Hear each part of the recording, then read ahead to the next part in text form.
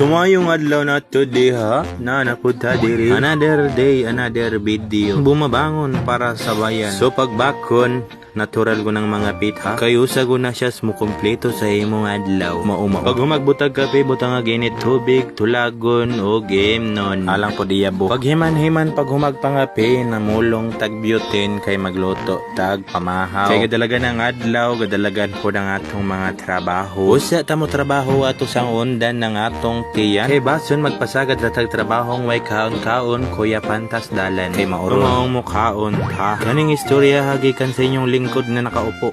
Ayo. Ay, bitente. Magkano pila? 35. 35? Salamat.